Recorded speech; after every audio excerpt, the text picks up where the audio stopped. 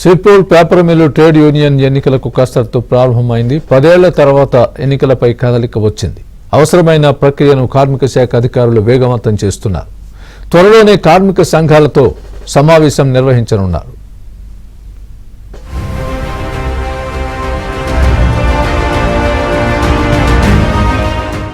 కొమరం భీం జిల్లా కాగజ్నగర్లోని Sirpur paper mill ఎస్పీఎంలో ట్రేడ్ యూనియన్ ఎన్నికలపై ఎట్టకేలకు కదలిక వచ్చింది. కార్మిక శాఖ అధికారులు ఇందుకు అవసరమైన కసరత్తు ప్రారంభించారు. చివరిసారిగా 2013 డిసెంబర్లో గుర్తింపు ఎన్నికలు జరిగాయి. ఆ తర్వాత 2014లో మిల్లు మూతపడింది. దీంతో ట్రేడ్ యూనియన్ ఎన్నికలు కూడా మరుగున పడ్డాయి. 2018లో మిల్లును జేకే యాజమాన్యం టేకోవర్ చేసింది. అప్పటి నుంచి కూడా కొత్త యాజమాన్యం ట్రేడ్ యూనియన్ ఎన్నికలపై ఎలాంటి ముందడుగు వేయలేదు. ఈ క్రమంలో గుర్తింపు కార్మిక సంఘాలు లేని కారణంగా యాజమాన్యం కార్మికుల హక్కులను కాలరాస్తోందని, అలాగే స్థానికేతరులకు ఎక్కువ, స్థానికులకు తక్కువ జీతాలు ఇచ్చి వ్యత్యాసం చూపిస్తోందన్న ఆరోపణలు ఉన్నాయి.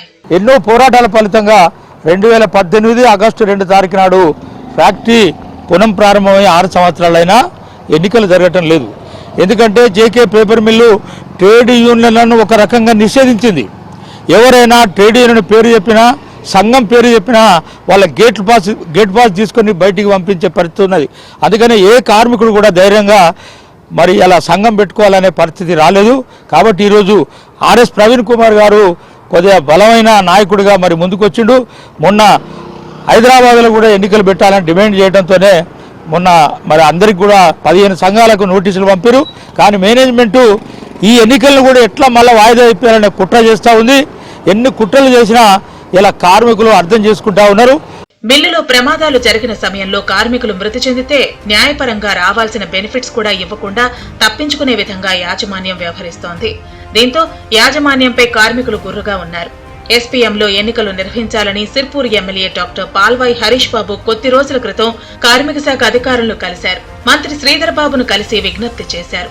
2 నెలల క్రితం లేబర్ అధికారులకు వినతి పత్రాలు అందజేశారు. అలాగే బీఆర్ఎస్ నేత ఆర్ఎస్ ప్రవీణ్ కుమార్ కూడా రాష్ట్ర కార్మిక అధికారులకు ఫిర్యాదు చేశారు. ఈ నేపథ్యంలో మిల్లులో ఎన్ని సంఘాలున్నాయి, వారి అధికార రిజిస్ట్రేషన్ పత్రాలను వచ్చే నెల 3లోగా ఆదిలాబాద్ కార్మిక శాఖ కార్యాలయంలో సమర్పించాలని రాష్ట్ర కార్మిక అధికారి నోటీసులను జారీ చేశారు. దీంతో మిల్లులో ఉన్న 15 ట్రేడ్ యూనియన్ సంఘాల నాయకులు తమ రిజిస్ట్రేషన్ పత్రాలను సమర్పించేందుకు సిద్ధమవుతున్నారు. రాష్ట్ర ప్రభుత్వానికి సంబంధించిన శ్రీధర్ బాబు గారు పరిశ్రమల మంత్రి గారిని కలిసి, ప్రిన్సిపల్ సెక్రటరీ గారిని కలిసి, లేబర్ అధికారులు, లేబర్ కమిషనర్ గారిని కలిసి ఎన్నికలు నిర్వహించాలని విజ్ఞప్తి తెలిపి మాట్లాడి త్వరితగతంగా ఎన్నికలు నిర్వహించేలాగా చేసి యూనియన్లందరికీ లెటర్లు ఇప్పించడం, మరి ఎన్నికల వాతావరణం మేము ఎన్నికలు నిర్వహిస్తామని చెప్పి కార్మిక శాఖ సుముఖత వ్యక్తపరచడం. మరి తరుణంలో రేపు సిర్పూర్ పేపర్ మిల్లులో ఎన్నికలు నిర్వహించబడితే కార్మిక హక్కులను పూర్తిగా రక్షించబడతాయి. నిజానికి మిల్లు పునరుద్ధరణ కోసం అప్పుడు బీఆర్ఎస్ ప్రభుత్వం యాజమాన్యానికి చాలా రాయితీలు ఇచ్చింది. దాదాపు 1000 కోట్ల వరకు రాయితీ ఇచ్చినా కూడా స్థానికులకు ఉద్యోగాలు ఇవ్వకపోవడంతో కొన్నాళ్లుగా దుమారం రేపుతోంది. బయట రాష్ట్రాల నుంచి వచ్చిన కార్మికులను విధుల్లోకి తీసుకుంటున్నారు. మరి దారుణం ఏంటంటే మిల్లు మూత పడక ముందు ఉన్న కార్మికుల్లోనూ చాలా మందిని కొత్త యాజమాన్యం విధుల్లోకి తీసుకోలేదు. కార్మికుల జీతాలతో నెలవారీగా ఏర్పాటు చేసుకున్న సొసైటీ డబ్బులు కూడా పక్కదారి పట్టాయి. కోట్ల నిధులు దారి మళ్లించినట్లు ఆరోపణలున్నాయి. అయినా ఇంతవరకు విచారణ జరగలేదు. రిటైర్ అవుతున్న కార్మికుల్లో ఇప్పటికీ కూడా సొసైటీ డబ్బులు కోత విధిస్తున్నారు. ఈ క్రమంలో మిల్లు యాజమాన్యంపై అధికారులు విచారణ చేపట్టాలని కార్మికులు డిమాండ్ చేస్తున్నారు. ఈ 200 మంది కార్మికులను తీసుకోకుండా అనేక వేలాది మంది కార్మికులని ఉత్తరాది నుండి వలసలుగా ఇక్కడికి వచ్చి వాళ్ళదే పెత్తనము, వాళ్ళ జీతాలు 40,000 30,000 ఉంటే మా కార్మికుల జీతాలు 15,000 లేక 12,000 ఉండే మొన్నటిదాకా. ఈ విధంగా అరాచక పాలన ఉన్నది. దీనికి సాక్షి పలుకుతూ ఇవాళ ఎలక్షన్ అయితే ఇవన్నీ రద్దు జరుగుతాయి. ఇతరుల రాష్ట్రాల నుండి వచ్చినటువంటి కార్మికులు వెళ్ళిపోయి మా కార్మికుల పిల్లలే ఇక్కడ ఉద్యోగాలు చేయాలి. అప్పటి ప్రభుత్వం ఈ ప్రాంత కార్మికులకు న్యాయం జరుగుతుందన్న ఉద్దేశంతో మిల్లును పునః ప్రారంభించింది. కానీ జేకే యాజమాన్యం స్థానికులను, ఈ ప్రాంత కార్మికులను ఇప్పటికీ పూర్తిగా విధుల్లోకి తీసుకోలేదు.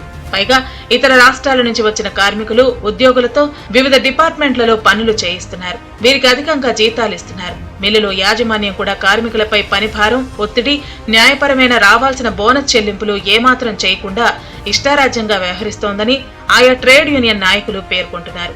మిల్లులో అధికార గుర్తింపు సంఘం, ట్రేడ్ యూనియన్ సంఘాల కార్యకలాపాలు పూర్తి స్థాయిలో లేకుండా పోయాయి. దీంతో సమస్యలు పరిష్కరించే మార్గం కావాలంటే ట్రేడ్ యూనియన్ ఎన్నికలు జరపాలని కార్మికులు డిమాండ్ చేస్తున్నారు.